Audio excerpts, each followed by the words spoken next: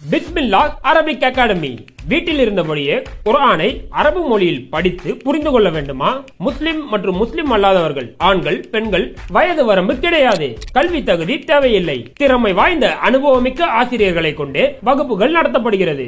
3 மாதத்தில் குர்ஆனை சிறந்த முறையில் கற்றுத்தரப்படும். மேலும் விவரங்களுக்கு கீழுள்ள எண்ணை அணுகுங்கள். 3 குற்றவாளிகளையும் என்கவுண்டரில் தூக்கி இருக்கக்கூடிய தமிழ்நாடு காவல்துறை.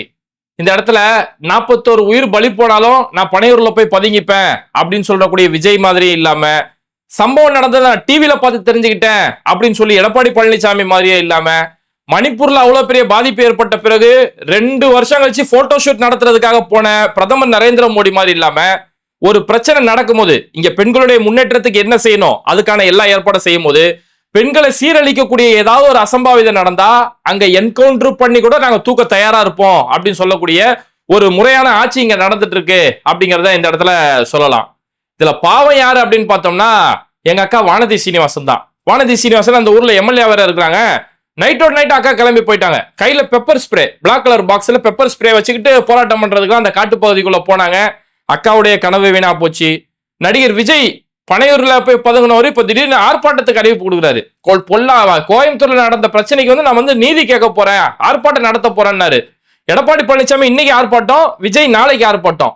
இவங்க எல்லாருடைய ஆர்ப்பாட்டமும் அந்த மலிவான ஒரு பிரச்சனை நடக்கும், அதை வச்சு ஒரு மலிவான அரசியல் நடக்குது பாருங்க, அதெல்லாம் மண்ணை கவக்கூடிய விதத்துலதான் இன்னைக்கு இந்த என்கவுண்டர் நடந்திருக்கு. அதாவது சம்பவம் என்னன்னு பார்த்தோம்னா, கோயம்புத்தூர் ஏர்போர்ட்டுக்கு பின்புறத்துல இருக்கக்கூடிய பிருந்தாவன் நகர்னு சொல்லக்கூடிய ஒரு இடம், ஒரு காட்டு பகுதி. அந்த காட்டு பகுதியில ஒண்டிப்புதூர் பகுதியை சேர்ந்த வினித்னு சொல்லக்கூடிய ஒரு நபர், அவர் அந்த ஏரியால ஒரு செல்போன் கடை வச்சிருக்கிறாரு.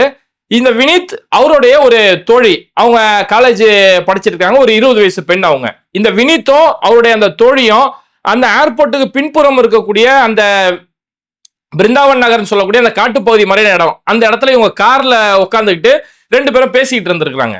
அப்ப அந்த பகுதி வழியா வந்த ஒரு டிவிஎஸ் 50 பைக்ல முழு குடி போதையில வந்த ஒரு 3 பேர். அந்த 3 பேருடைய பேரு குணா, சதீஷ், கார்த்திக். இந்த 3 பேர் அந்த வழியா வந்திருக்காங்க.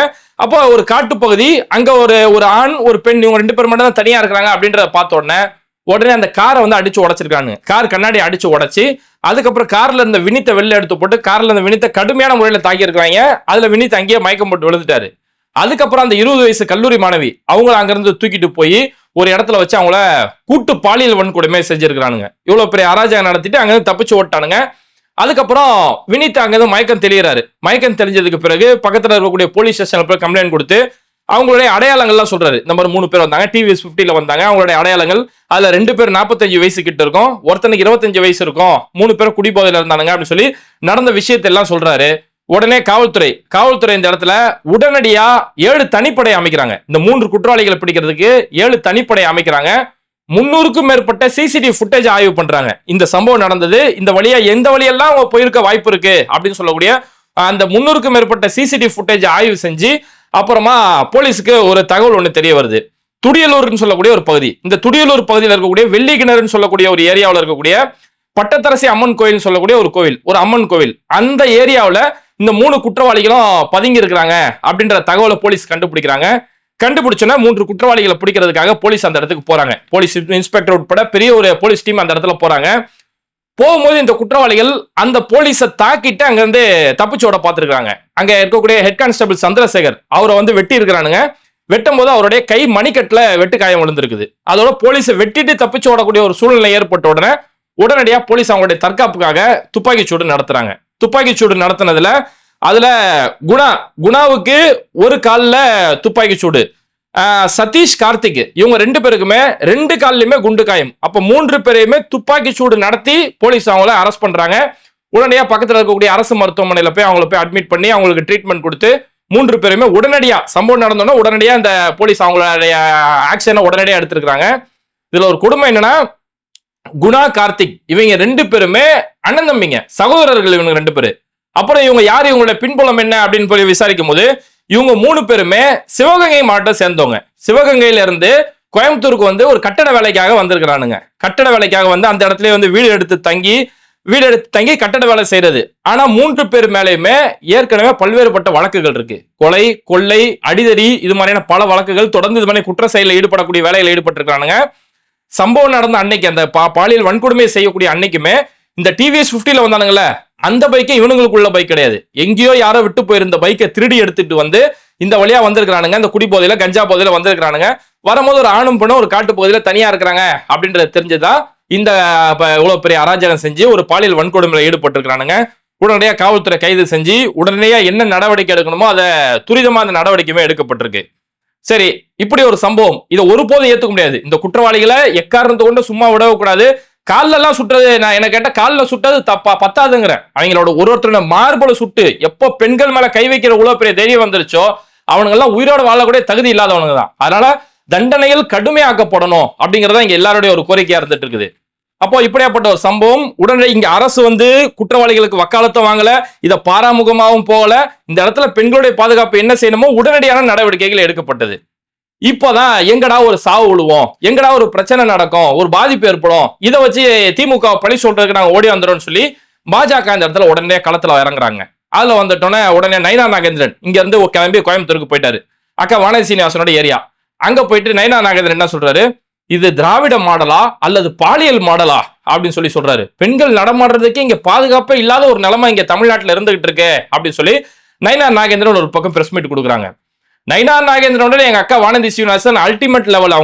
அவங்க என்ன செஞ்சாங்க, நைட்டோட நைட்டா அந்த சம்பந்தப்பட்ட இடம் இருக்குல்ல, அந்த பிருந்தாவன் நகர் சொல்லக்கூடிய அந்த காட்டு பகுதிக்கு நைட்டோட நைட்டா போயிட்டு கையில தீப்பந்தங்களோட அந்த இடத்துக்கு போயிட்டு அங்க போய் கையில பெப்பர் ஸ்ப்ரே வச்சுக்கிட்டு, இந்த மாதிரி பெப்பர் ஸ்ப்ரே இல்லாம இந்த ஆட்சியில பெண்களால வாழ முடியாத ஒரு நிலைமை இருக்குது பாருங்க, எவ்வளவு பெரிய ஒரு இதுவா இருக்குது. இந்த பகுதியில ஒரு தெரு வழக்குகள் கூட சரியா இல்ல.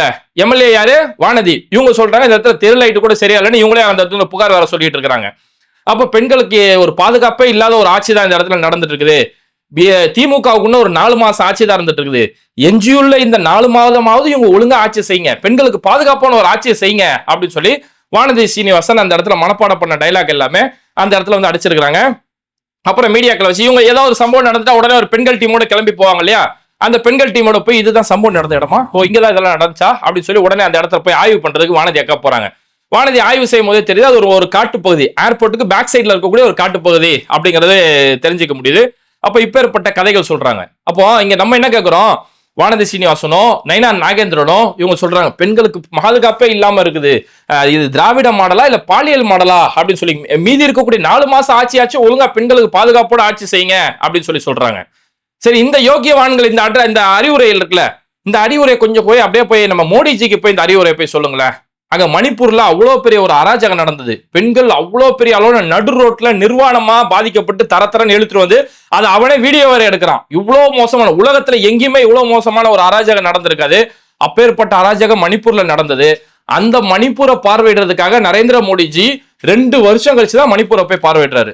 மணிப்பூரை போய் பார்வையிட்டு அந்த இடத்துல அந்த மணிப்பூருக்கு வந்து அமரா சர்க்காருமே 7,000 கோடிமே உதவி கருத்தாக அப்படின்னு சொல்லி 7,000 கோடிக்கு நலத்திட்ட உதவிகளாம் நாங்க செய்ய போறோம் அப்படின்னு சொல்லி மணிப்பூர்ல போய் அதுக்கப்புறம் போய் பேசுறாரு. எப்போ சம்பவம் நடந்து 2 வருஷம் கழிச்சுதான் மணிப்பூருக்கு போகணுன்றது தெரியுது. போயிட்டு அங்க இருக்கக்கூடிய ஒரு சிலருடைய போய் அந்த மணிப்பூர் மக்களோட சேர்ந்து ஒரு போட்டோ ஷூட் நடந்துட்டாரு.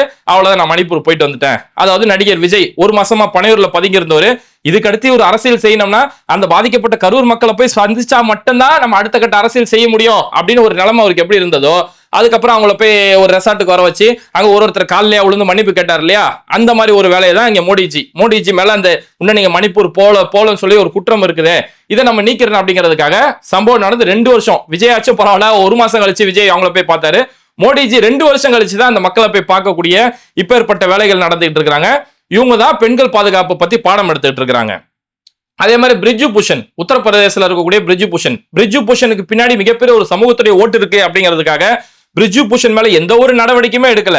மல்யுத்த வீராங்கனைகள் துன்புறுத்தப்பட்டு நடுரோட்ல வந்து போராட்டம் பண்ணி தாங்கள் வாங்கின அந்த தங்க பதக்கங்கள், அவங்களுடைய ஒலிம்பிக்ல வாங்கின பதக்கங்கள் எல்லாத்தையும் தூக்கி கங்கை நதியில தூக்கி வீசினாங்க. அவ்வளவு பெரிய போராட்டம் நடத்தி கூட பிரிஜு பூஷன் மேல எந்த ஒரு நடவடிக்கையும் எடுக்க மாட்டோம். பிரிஜு பூஷன் மேல நடவடிக்கை எடுத்தா அவருடைய ஜாதிய ஓட்டு நம்ம கிடைக்காம போயிடும் அப்படின்னா கடைசி வரைக்கும் அமைதி காத்தாங்க.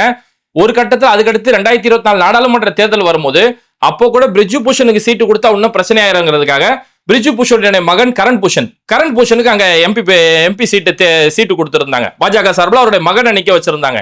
அப்ப இந்த அளவுக்கு பெண்கள் நம்ம நாட்டுக்காக பதக்கம் வாங்கின மல்யுத்த வீராங்கனைகள் போராடும் போது கூட இல்ல அவங்க குடும்பத்துல ஒரு ஆளுக்கு நாங்க சீட்டு கொடுத்து தேர்தலை நிக்க வைப்போம் அப்படின்றதான் பெண்கள் பாதுகாப்பு இவங்க எடுத்த லட்சணம். ஏன் குஜராத் பில்கிஸ் பானுடைய பாலியல் வழக்கு, அந்த குற்றவாளிகளை நாட்டுடைய 75வது சுதந்திர தினம் ஹர் கர் திரங்கா, வீடு வீடா போய் கொடியேத்துங்க, தேசிய கொடியேத்துங்கன்னு சொல்லி தேசிய பாடமெல்லாம் எடுத்து, தேசிய உணர்வு பாடமெல்லாம் எடுத்துட்டு அதே நாள்ல இவ்வளவு மோசமான குற்றவாளிகளை விடுதலை செஞ்சு அவங்களுக்கு ஆரத்தி எடுத்தது மட்டும் இல்லாம அந்த குடும்பத்தை சேர்ந்தவங்களுக்கு தேர்தல் நிக்கிறதுக்கு, குஜராத்தில் தேர்தல் வருது, அந்த குடும்பத்தை சேர்ந்தவங்களுக்கு தேர்தல் நிக்கிறதுக்கு வாய்ப்பும் கொடுத்த ஒரு அரசு தான் இந்த பாஜகவுடைய அரசு. ஏன் நீங்க அவ்வளவு, நான் என்ன சொல்ல, பில்கிஸ் பானு, மணிப்பூர் இதெல்லாம் 2 வருஷம் 10 வருஷம் முன்னாடி கதைக்கு. இன்னைக்கு இப்ப தேதிக்கு நடந்துட்டு இருக்க சம்பவத்தை பாருங்க. மகாராஷ்டிரா பாஜக ஆளக்கூடிய ஒரு மாநிலம் தான். மகாராஷ்டிராவில் இப்ப நடந்திருக்கக்கூடிய ஒரு சம்பவம் என்னன்னா, அங்க இருக்கக்கூடிய ஒரு கவர்மெண்ட் ஹாஸ்பிட்டல் இருக்கக்கூடிய ஒரு டாக்டர் அவங்க இப்ப தற்கொலை செஞ்சாங்க. தற்கொலை செய்யும் போது தன்னோட கையில அவங்க எழுதி வச்சு சத்துட்டு போறாங்க. என் கொலைக்கு யார் காரணம், என்னோட தற்கொலைக்கு யார் காரணம் சொல்லி எழுதும் போது அந்த ஏரியால இருக்கக்கூடிய கோபால் சொல்லக்கூடிய ஒரு சப் இன்ஸ்பெக்டர், ஒரு எஸ்ஐ, இந்த எஸ்ஐ என்ன 4 முறைக்கு மேற்பட்ட பாலியல் வன்கொடுமை செஞ்சிருந்தாரு, இந்த எஸ்ஐ தான் என்னோட சாவுக்கு முக்கியமான காரணம் சொல்லி தன்னோட கையில எழுதி வச்சுட்டாங்க. இது இல்லாம ஒரு 4 பக்கத்துக்கு லெட்டர் எழுதி வச்சுட்டு ஒரு டாக்டர் தற்கொலை பண்ணி செத்துட்டு போயிருக்காங்க. ஒரு கவர்மெண்ட் ஹாஸ்பிட்டல்ல டியூட்டியில வேலை செய்யக்கூடிய ஒரு டாக்டர் இது மாதிரியான ஒரு காரியத்தில் ஈடுபட்டாங்க. அப்போ பாஜக ஆளக்கூடிய இடங்கள்ல இது மாதிரியான பல பெண்கள் வாழ்றதுக்கே அங்க பெரிய அளவுல பிரச்சனையா இருக்குது. என்சிஆர்பியோட டேட்டா என்ன சொல்லுதுன்னா, இந்தியாவில் எங்கெல்லாம் பெண்களுக்கு பாலியல் ரீதியான பாதுகாப்பு இல்லாத ஒரு சூழல் இருக்குதோ, பாலியல் வன்கொடுமைகள் நடக்குதோ, அதுல எல்லாத்திலும் டாப் ரேங்க்ல இருக்கக்கூடிய இடம் பார்த்தோம்னா பாஜக ஆட்சி செய்யக்கூடிய ராஜஸ்தான், மத்திய பிரதேசம், உத்தரப்பிரதேசம் இது மாதிரியான பாஜக ஆட்சி செய்யக்கூடிய மாநிலங்கள் தான் பெண்களுக்கு பாதுகாப்பே இல்லாத ஒரு இடமா இருக்கு. அப்போ வானதி சீனிவாசன் நீங்க பெப்பர் ஸ்ப்ரேயோட போய் போராட்டம் பண்றாந்தா கிளம்பி போய் மகாராஷ்டிராவுக்கும் மத்திய பிரதேசத்துக்கும் உத்தரப்பிரதேசத்துக்கும் போயிட்டு அங்க போய் பெப்பர் ஸ்ப்ரேயோட கையில தீப்பந்தத்தோட அந்த இடத்துல போய் பெண்களுக்கு பாதுகாப்பு கேட்கணும். இங்க கேக்குறீங்கல்ல 4 மாசம் தான் ஆட்சி இருக்குது, இந்த 4 மாசத்தாச்சும் பெண்களுக்கு பாதுகாப்பான ஆட்சி செய்றீங்கன்றீங்களா, மோடி ஜி போய் சொல்லுங்க, ஜி உங்களுக்கு 4 வருஷம் ஆட்சி இருக்கு ஜி, இங்கேயாச்சும் 4 மாசம், உங்களுக்கு 4 வருஷம் இருக்குது, இந்த 4 வருஷம் ஆச்சு பெண்களுக்கு பாதுகாப்பு இருக்கக்கூடிய ஏதாவது ஒரு ஆட்சி செய்யுங்க ஜி, ஒரு உருப்படியா மக்களுக்கு ஏதாவது செய்யுங்க ஜி சொல்லி நீங்க அங்க போய் பெண்களுக்கு போய் இந்த பாதுகாப்பை போய் கேட்டா நீங்க யோகியவானுங்க. ஆனா அதெல்லாம் இது உங்க கடைசி வரைக்கும் எதுவுமே செய்ய மாட்டாங்க. எங்கெல்லாம் பாஜக ஆட்சிக்கு வரவே முடியாதோ அங்கதான் இது மாதிரியான அரசியல். இப்ப ஒண்ணும் இல்ல, கரூர்ல இவ்வளவு பெரிய பிரச்சனை நடந்து 41 உயிர்கள் போன உடனே உடனடியா ஹேமா மாலினியோட வச்சு ஒரு டீம், எம்பிகள் கொண்ட ஒரு 8 பேர் கொண்ட டீம் கரூருக்கு வந்து ஆய்வு செய்யறதுக்கு வராங்க. கேட்கறதாக உங்க விஜய் கிதற்கு ஆயாக அப்படின்னு சொல்லி இங்க வந்து உடனே ஒரு ஆய்வு செய்யறாங்க. இப்போ 2-3 நாளைக்கு முன்னாடி ஆந்திராவில் நடந்துச்சு ஒரு கோயில் திருவிழாவில், ஒரு கோயில்ல அங்க போயிட்டு பூஜை செய்யும் போது தரிசனத்துக்கு லேட் ஆயிருது. தரிசனத்துக்கு லேட் ஆனா கூட்ட நெரிசல் பெரிய அளவுல ஏற்பட்டு 9 பொதுமக்கள் அந்த இடத்துல உயிரிழந்தாங்க. அது காரணம் என்னன்னு சொல்லும் போது தரிசனம் தாமதம் ஆயிருச்சு. இங்க எப்படி விஜய் வரதுக்கு தாமதமாச்சோ அதே தான் அங்கேயுமே நடந்துச்சு. அப்போ கரெக்டான முறையில ஒரு ப்ரொசீஜரா செஞ்சாங்கன்னா எங்கேயுமே கூட்ட நெரிசல் உயிரிழப்பு ஏற்படாது. அது தாமதப்படுத்தும் விஜய் எப்படி வேணும்னே தாமதப்படுத்தினாரோ அங்க வந்து தரிசனத்துக்கு தாமதம் ஆயிருச்சு. அப்போ கூட்டம் பெரிய அளவுல சேர்ந்து அந்த கூட்டத்தில் இருக்கக்கூடிய ஒரு 9 பேர் உயிரிழந்துட்டாங்க. அப்போ உண்மையில உங்களுக்கு மக்கள் மேல அக்கறை இருந்துச்சு, மக்கள் பாதுகாப்புல கவனம் இருந்துச்சு அப்படின்னா நீங்க ஹேமா மாலினியோட டீமை ஆந்திராவுக்கு அனுப்பணும். உங்களை இன்னைக்கு ஆந்திராவோட தயவால, சந்திரபாபுவோட தயவால தான் இன்னைக்கு உங்களுடைய உங்க ஆட்சி கட்டளை, மோடிஜியோட கட்டளை உட்கார்ந்துட்டு இருக்குது. அந்த ஆந்திராவுக்கு நீங்க அந்த டீம் அனுப்பி இங்க கேட்கறதாக கிதற்கு ஜாயக அப்படின்னு சொல்லி அங்க போய் நீங்க ஆய்வு செய்யணும். ஆனா அதை எதையுமே செய்ய மாட்டாங்க. சும்மா மக்களை ஏமாத்துறதுக்காக இது மாதிரியான நாடக அரசியல் செய்யறது. இதேதான் இவங்க கையில இருந்து அப்படியே கொஞ்சம் கூட பாரபட்சமே இல்லாம எப்படி கமலஹாசனுடைய அபூர்வ சகோதரர்கள் படத்தை அப்படியே காப்பி ஆச்சு நடிகர் விஜய் வந்து மெர்சல் ஒரு படம் எடுத்தாரோ, அதே மாதிரி இன்னைக்கு பாஜகவுடைய பொலிட்டிக்கல் ஸ்டாண்ட் அப்படியே காப்பி அடிச்சு இங்க விஜயுமே சொல்றாரு, இங்க பெண்களுக்கு வந்து பாதுகாப்பே இல்ல தமிழ்நாட்டுல, பெண்களுக்கு வந்து பெண்களுடைய நிலைமையை காட்டி என்னுடைய நெஞ்சமெல்லாம் பதறுது அப்படின்னு சொல்லி விஜய் அறிக்கை விடுறாரு. இப்பவுமே அறிக்கை தான், வெளியில வரமாட்டாரு. நெஞ்சமெல்லாம் எனக்கு பதறுது. அண்ணா பல்கலைக்கழகத்துல நடந்த அந்த ரணமே இன்னும் ஆறல, அதுக்குள்ள கோயம்புத்தூர்ல இப்படி ஒரு நிலைமையா? அதுக்கப்புறமா பெண்கள் பாதுகாப்பு, இங்க சட்ட ஒழுங்கெல்லாம் எங்க தான் போயிடுச்சு? முதல்வர் துயில்ல இருந்து எழுந்திருக்க மாட்டாரா, தூக்கத்துல இருந்து அவர் எந்திரிக்க மாட்டாரா அப்படின்னு சொல்லி ஒரு 2 பக்கத்துக்கு விஜய் வழக்கம் போல அறிக்கை விட்டுட்டு இருக்கிறாரு. நான் என்ன சொல்றேன், இந்த அறிக்கை விடக்கூடிய விஜய் இப்ப நாளைக்கு வந்து ஆர்ப்பாட்டம் பண்ண போறாராம், கோயம்புத்தூர்ல ஆர்ப்பாட்டம் பண்ணலாம். ஆனா கடைசி வரைக்கும் இவரு வரமாட்டாரு. இப்பதான் அவங்க கட்சியில ஒரு மீட்டிங் ஒன்று வச்சிருந்தாங்க. ஓய்வு பெற்ற காவல்துறை அதிகாரிகள் எல்லாம் ஒன்று சேர்த்து வர வச்சு அந்த காவல்துறை அதிகாரிகள் வந்து ரசிகர்களுக்கு, தொண்டர்களுக்கு வழி நடத்துவாங்களாம். ஒரு கூட்டம் வந்தா எப்படி கூட்டம் ஏற்பாடு செய்யணும், கூட்டத்துல நெரிசல் ஏற்படாம இருக்க என்ன செய்யணும் சொல்லி ஒரு மீட்டிங் வச்சாங்க. அந்த மீட்டிங்கே விஜய் வரல. இப்ப நாளைக்கு ஆர்ப்பாட்டம் சொல்றாங்க இல்லையா, இந்த ஆர்ப்பாட்டத்துக்கு விஜய் வர மாட்டாரு. சரி, நான் என்ன சொல்றேன், ஆர்ப்பாட்டம் பெண்களுக்கு எங்க பாதுகாப்பு வச்சு நெஞ்சம் பதறுகிறது அப்படிங்கிறீங்களா, இந்த பதட்டம் உங்க கூட்டத்திலே உங்களுக்கு பதட்டம் வரணும் இல்லையா? கரூர்ல அத்தனை மக்கள் பாதிக்கப்பட்டாங்களே, அதுல பாதிக்கப்பட்ட மக்கள் ஒருத்தவங்க உங்களை சந்திச்ச ஒரு பெண், அவங்க என்ன பேட்டி கொடுத்தாங்க, அந்த கூட்டத்துல நான் சிக்கிக்கிட்டேன், என்னை எங்கெல்லாம் கை வைக்க கூடாதோ எல்லா இடத்துலயும் என்ன கை வச்சாங்க, என்ன மட்டும் இல்ல என் கூட இன்னொரு பொண்ணு ஒருத்தவங்க வந்திருந்தாங்க, எங்க 2 பேரையும் எங்கெல்லாம் கை வைக்க கூடாதோ அங்கெல்லாம் எங்களை கை வச்சாங்க, எங்களால வெளியில சொல்ல முடியல, அந்த கூட்டத்தை முடிச்சு வெளியில வரும்போது என்னோட சுடிதார் இந்த இடம்லாம் எனக்கு கிழிஞ்சிருந்தது. அப்ப வெளியில சொல்ல முடியாத இவ்வளவு ஒரு மோசமான எங்கெல்லாம் கை வைக்க முடியாது அங்கெல்லாம் எங்களை கை வச்சாங்கன்னு சொல்றாங்க. அப்ப அந்த கூட்டத்துல இருந்தது யாரு? உங்களுடைய ரசிகர் தான் அந்த கூட்டத்துல இருந்தாங்க. தளபதி தளபதி அப்படின்னு கத்திட்டு இருப்பான்ல, அவன் தான் அந்த கூட்டத்துல இருக்கான். அப்ப அந்த கூட்டத்தை நீங்க போய் பாடம் எடுக்கணும். இந்த மாதிரி கூட்டம் வந்தா எப்படி மக்கள் எப்படி பாதுகாக்கணும், பெண்களை மேல கை வைக்க கூடாது அப்படின்னு சொல்லி இவ்வளவு பாடம் எடுக்கணும். இவரு எங்க இருந்து பாடம் எடுக்கிறது? இவரே சினிமாவில இந்த மாதிரி அங்க அவுத்து போட்டு டான்ஸ் ஆடிக்கிட்டு இருந்தா இவர் எந்த லட்சணத்துல போய் இவரு போய் பாடம் எடுப்பாரு? அப்ப இப்படியாப்பட்ட வீட்டை விட்டு வெளியில வராத தன்னால உயிரிழந்த மக்களை போய் சந்திக்க திராணி இல்லாத இவரு தான் இன்னைக்கு சொல்றாரு பெண்களுக்கு பாதுகாப்பே இல்ல, நெஞ்சம் பதறுகிறது, முதலமைச்சர் துயிலிருந்து எழுந்து கொள்ள வேண்டாமா அப்படின்னு சொல்லி அறிக்கை விட்டுக்கிட்டு ஆர்ப்பாட்டத்துக்கான அழைப்பு கொடுக்கிறாரு. ஆனா இவங்களுடைய விஜயோடைய அந்த ஆர்ப்பாட்டத்துக்கான அழைப்போ இன்னைக்கு எடப்பாடி பழனிசாமி பொள்ளாச்சியில் அவ்வளவு பெரிய அராஜகம் நடக்கும் போதும் நான் டிவியை பார்த்து தெரிஞ்சுக்கிட்டேன் அப்படின்னு சொல்லக்கூடிய எடப்பாடி பழனிசாமி அவர் இன்னைக்கு ஆர்ப்பாட்டம் செய்ய போறாராம். வானதி சீனிவாசன் பெப்பர் ஸ்ப்ரே எல்லாம் வச்சு ஆர்ப்பாட்டத்துக்கு தயாரா இருந்தாங்க. ஆனா இது எதுவுமே வேலை இல்லாத அளவுக்கு குற்றவாளிகளை உடனடியா சுட்டு பிடிச்சி என்கவுண்டர் செஞ்சு அவங்களை சுட்டு பிடிக்கக்கூடிய அளவுக்கு துரிதமான நடவடிக்கை இங்க எடுக்கப்பட்டிருக்கு. அப்படிங்கிறது இங்க பெண்கள் பாதுகாப்பு உறுதியா தான் இருக்குது. அதாவது பெண்களுடைய முன்னேற்றத்துக்கு இங்க புதுமை பெண் திட்டம், மகளிர் உரிமை தொகை, நான் முதல்வன், இது மாதிரியான பல பெண்களுடைய முன்னேற்றத்துக்கான பல திட்டங்கள் இருக்கு. அம்பேத்கர் அயலக உதவி திட்டம் சொல்லி இங்க இருக்கக்கூடிய மாணவர்கள் ஒரு செருப்பு தைக்கிறவருடைய ஒரு வீட்டு பிள்ளை ஜப்பான் வரைக்கும் போய் படிச்சு இன்னைக்கு சாதனை பண்ணிட்டு இருக்காங்க. அப்பேற்பட்ட இந்தியாவிலேயே பெண்களுக்கு பாதுகாப்பா இருக்கக்கூடிய ஒரு மாநிலம் தமிழ்நாடா இருந்துகிட்டு இருக்கு. அந்த மாதிரி எல்லா பாதுகாப்பு பெண்கள் முன்னேற்றத்துக்கான வழியா இருக்கு. ஒருவேளை பெண்களுக்கு ஏதாவது பிரச்சனை ஏற்பட்டாலும் அங்க உடனடி ஆக்ஷன் எடுக்கப்படும் அப்படிங்கறதுமே இந்த அரசு இன்னைக்கு செஞ்சு காட்டியிருக்கிறாங்க. ஆனா இந்த இடத்துல என்னதான் இருந்தாலும் அரசு கிட்ட நம்ம மக்களா நம்ம வைக்கக்கூடிய ஒரு கோரிக்கை என்னன்னா, உடனடியா இந்த மது போதை விஷயத்துல அரசு துரிதமான ஒரு நடவடிக்கை எடுத்தாகணும். ஏன்னா மது போதைங்கிறது டாஸ்மாக் மட்டும் இங்க பிரச்சனை கிடையாது. டாஸ்மாக் உடனடியா ஒட்டுமொத்தமா மது விலக்கு அப்படின்னு கொண்டு வந்துட்டோம்னா பெரிய அளவுல நம்ம சந்தோஷப்படுறோம். மது இல்லா தமிழகம், ஒரு போதை இல்லா தமிழகம் அப்படின்னு வரதான் நம்மளுடைய ஆசை. டாஸ்மாக் எப்படி இங்க படிப்படியா குறைக்கப்பட்டு மது இல்லாத ஒரு தமிழகம் ஏற்படுத்தப்படணுமோ, இன்னைக்கு நாளுக்கு நாள் கஞ்சாவுடைய வரத்து இன்னைக்கு பெரிய அளவுல இருக்கு. தமிழ்நாட்டில் இருக்கக்கூடிய ஒவ்வொரு கல்லூரிகள் வரைக்கும் இன்னைக்கு கஞ்சா புழக்கம் ஏற்பட்டு இன்னைக்கு கஞ்சாவுக்கு அடிமையாகி போயின ஒரு நிலைமை. அதனாலதான் இவ்வளவு பெரிய போதை ஏற்பட்டதாலதான் ஒரு பொண்ணு அந்த பையனை அடிச்சு போட்டுட்டு அவனை பாலியல் வன்கொடுமை செய்யறான் அப்படின்னா அதுக்கு காரணம் அந்த அளவுக்கு போதை தலைக்கு ஏறி போச்சு. ஆனா இன்னைக்கு இங்க இருக்கக்கூடிய அரசு, அது திமுகவே சொல்றேன், திமுகவோ அதிமுக எந்த அரசா இருந்தாலும் டார்கெட் வச்சு இன்னைக்கு சாராயம் வைக்கப்படுது.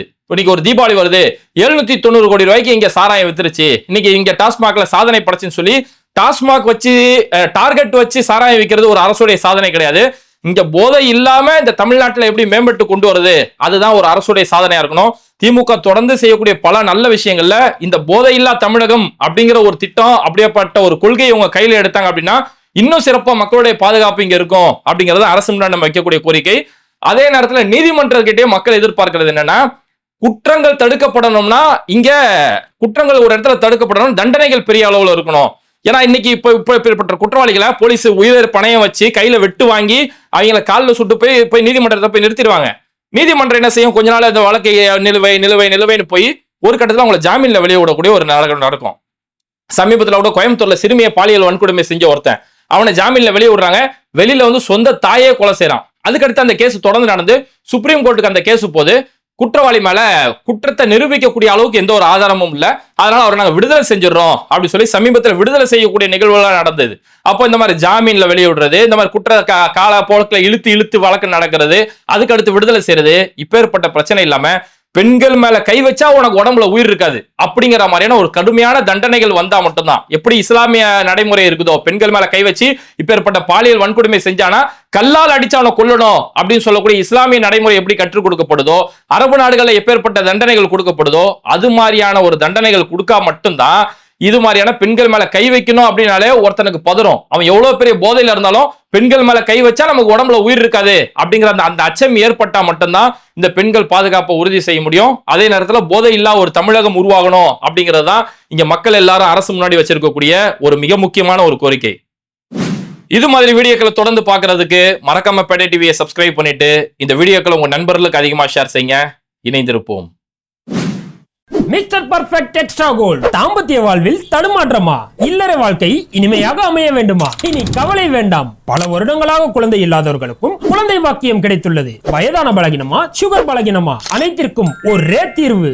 எவ்வித கலப்படமும் இன்றி 100% ஹலாலான முறையில் தயாரிக்கப்படுகிறது. இப்போதே ஆர்டர் செய்யுங்கள். மேலும் விவரங்களுக்கு கீழுள்ள எண்ணை அணுகுங்கள்.